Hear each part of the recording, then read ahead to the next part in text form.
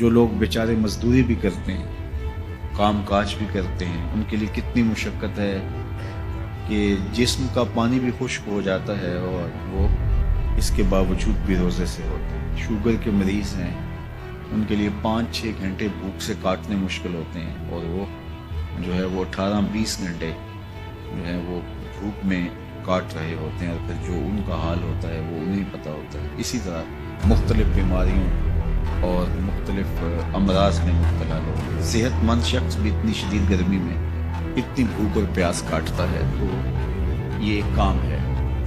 तो ये क्यों किया जाता है, इसका मकसद क्या है? वो मकसद कोई मख्फी मकसद नहीं है, कोई पोशीदा मकसद नहीं है जो मालूम ना हो। वो कुरान ने बयान कर दिया और वो क्या है? तक़वा। तो तुम्हें रोज़ा इसलिए दिया गया है ताकि तुम भूख प्यास काटने के बाद इस नतीजे पे पहुंचो कि तुम्हें इत्तिक़ा की दौलत नसीब हो। तो मैं और आप 20 रोज़े गुजार चुके हैं, अब 21वें रोज़े में दाखिल हो चुके हैं। हमें ज़रूर अपना जायज़ा लेना चाहिए कि क्या हमें मकसूद का कुछ हिस्सा नसीब हुआ है। अगर हुआ है तो हमें मुबारक हो, और अगर नहीं तो अभी मौका हाथ से नहीं गया, अभी 10 दिन हमारे पास बाकी है।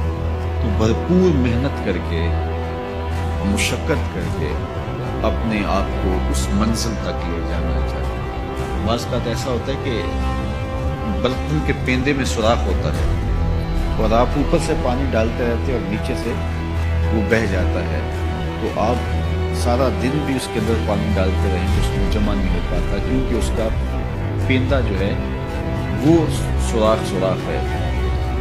तो अगर हम भूख और प्यास काटते रहें, कोई नतीजा ना पैदा हो रहा हो, तो फिर हमें देखना होगा कि कहीं कोई ऐसा सुकम तो नहीं है कि जिससे हमारा अमल जो है वो पानी की तरह बह रहा और ज़ाया हो रहा है और अंदर कुछ भी नहीं ठहर रहा। और रोज़े में अल्लाह ताला हमें एक मौका देता है, हम अपने आप पे गौर करें। देखिए, मैं और आप ये कहते हैं कि ये जो आमाल बद हैं ये शैतान की वजह से। शैतान एक ऐसा मक्कार, एक ऐसा ज़ीरक, एक ऐसा चालाक है कि जो हमें चारों तरफ से हमलावर है। ये चुमुखी लड़ाई है शैतान के साथ।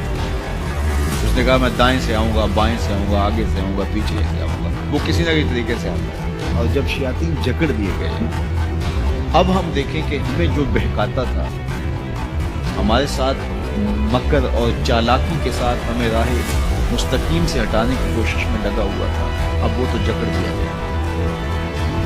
और हम इसके बावजूद भी गुनाह की जिंदगी में क्यों हैं, ये मेरे लिए और आपके लिए एक सोचने की बात है।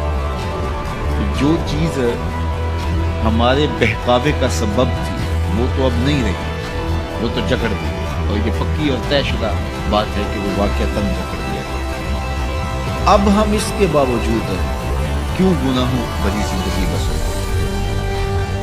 एक हमारे लिए सोचने का मौका है, क्या शैतान की मुसलसल सोहबत के नतीजे में कहीं हम खुद ही शैतान से तो नहीं हो कि शैतान बंद भी किया है, और इसके बावजूद अगर हम किसी को दुख दे रहे हैं, इसके बावजूद हम किसी की ग़ीबत कर रहे हैं, इसके बावजूद हम किसी पे जुल्म कर रहे हैं, इसके बावजूद अगर हम रिज़्क़ हलाल की बजाय रिज़्क़ हराम इकट्ठा कर रहे हैं, तो फिर हमें देखना होगा कि कहीं ऐसा तो नहीं है कि शैतान की मुसलसल सोहबत की वजह से उसकी सिफतें हमारे अंदर तो पैदा नहीं होगी, उसने हमें अपने रंग के अंदर रंग तो नहीं दिया। शैतान की वजह से हम इतने शैतान वस्फ हो गए, शैतान सिफ्त बन गए कि शैतान रुखसत भी हो चुका, जकड़ा भी गया, लेकिन अपनी आदतें, अपने औसाफ, अपना रंग हमारे ऊपर चढ़ा गया।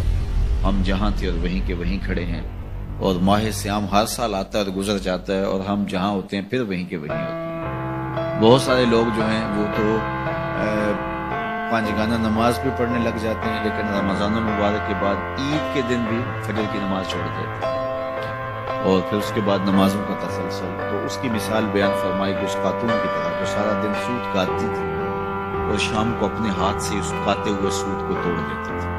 तो कुरान ने कहा तुम उस औरत की तरह ना हो जाओ जो अपने हाथ से काटती है اور پھر شام کو اس کو توڑ کے ریزہ ریزہ کرتے ہیں۔ تو جو بھی نصیب ہو، تھوڑا نصیب ہو، لیکن اگر پیندے میں سوراخ نہیں ہے تو ایک ایک قطرہ بھی روز پڑے گا تو ایک برتن بھر جائے گا، اور پیندے میں اگر سوراخ ہے تو جتنا مرضی ڈالتے رہو گے ایک قطرہ بھی اس کے اندر نہیں روک پائے گا۔ تو سب سے پہلے ہمیں اپنے آپ کو محفوظ کرنا ہوگا، وہ برائی کے راستے بند کرنے ہوں گے، اور اپنے من کی صفائی اور ستھرائی کے لیے کوشاں ہونا پڑے گا۔ تو یہ رمضان ہمیں سکھاتا ہے، ماہ سیام ہمیں بتاتا ہے کہ ہم کس طرح اپنے آپ کو بچا سکتے ہیں۔ اے دو دن دا میلا، اے دو دن